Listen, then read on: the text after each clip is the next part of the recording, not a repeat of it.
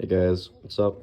Today I'm going to be showing you how to replace the back valve cover gasket on a 2004 Buick Century with a 3.1 liter. Alrighty, so some basic tools you'll need for this valve cover gasket job are pliers, toothbrush for cleaning off any excess oil, some brake cleaner as well, a little like plastic clip puller, 15 mil wrench, a 5/16 socket for the battery, 8 mil, 10 mil, short and long, 13 and 15 mils, some extensions, an assortment of screwdrivers, 3/8 inch ratchet and a 1/4 inch ratchet, and then you can use a torque wrench if you want.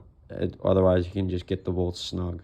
Okay, so the first thing that we're gonna do is we're gonna take off the negative to our battery so the car doesn't have power, and so we can start working on it. Our next step in the process will be removing all the wiring so we can get access to everything else. Okay, so now that you got all your wires unplugged to your coil pack, you're gonna need a 10 mil for the front ones and a deep well 13 for the back ones, and this should be loose. Okay, so once you got everything unplugged, you can take off your spark plug wires, and you should be able to just pull the distributor right out to reveal a portion of our valve cover, which you can see is pretty dirty from oil and grime building up over the years. So okay, so now that we got this entire area back here opened up and the wiring harness out of the way, our next step will be taking off the alternator and the belt so we can access those bolts for the rest of the valve cover.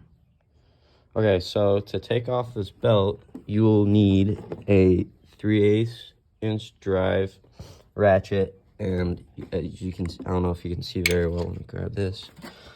Down there's the belt tensioner, and you pull that, or you insert the ratchet in there and pull up on it, and this belt should be able to become loose and pull right off the alternator. And from here, it looks like there's a few bolts that are holding the alternator in place. We'll loosen those and we'll be able to pull it right out. All right, so we got the alternator out. It had 3 bolts on here, and one up front. They're all 15s. Wasn't too hard to get out, but the one thing you do have to do to get this bolt out right here is you do have to take the coolant reservoir off and move it off to the side real quick so you can slide it out. That way you can just pop it out. So I think our next step will be removing this bracket right here, and then we should be able to access the valve cover. Alrighty, again, it was another few 15s, popped right out. I did leave one of those bolts in just to hold this like hoist, or this little bracket in, but now we literally have full access to the valve cover and we should be able to take it off. All right, so now that we got all this area clear, one thing I do like to do before I take this off is there's all this grime and stuff on it, so I'm gonna clean this up before we loosen those bolts with an 8mm, and then we'll be able to look at the insides and change the gasket so it stops leaking.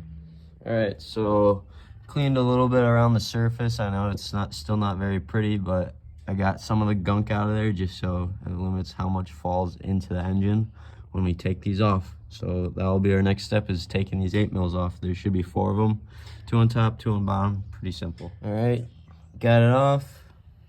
Take the gasket out. Now it's time to replace the old with the new.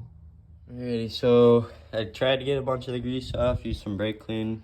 I got a decent amount of it off, but now it's time to throw in that gasket right there.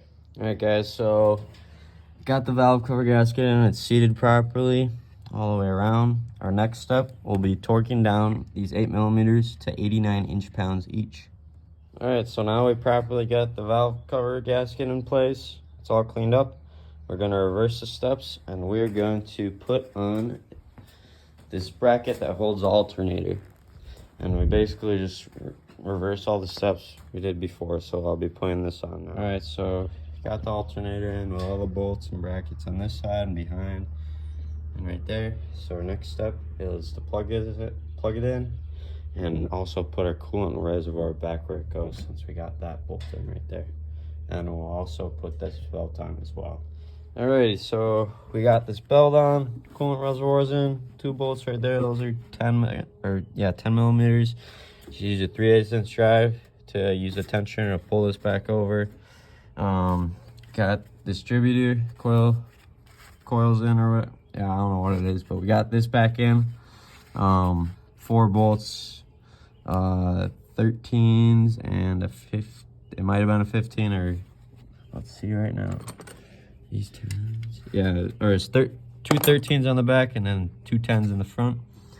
You got this air hose cooked back up, and it's just a bunch of sensors and stuff that gotta get hooked back up as well. So our next step is just to, I guess, finish plugging stuff in and binding up. We'll put the spark plug wires back on their correct spots, and yeah, we should be good to go then. All right, we got her all buttoned back up. All the wires and sensors and plugs are put back in place. All these little plastic clips are down, so the wiring harness is secure. We got the battery plugged in, and we should be good for a startup right about now. All right, first startup after replacing the rear valve cover gasket. Just starting up to make sure everything works all right. Here we go. And it started right up, just like it's supposed to. Alrighty, that concludes installing the rear valve cover gasket on a Buick Century. I hope you guys enjoy it, and I hope you learned something. It really isn't that hard of a job. It took me about 3-ish hours, and I took basically everything off the back side, so you can do it too.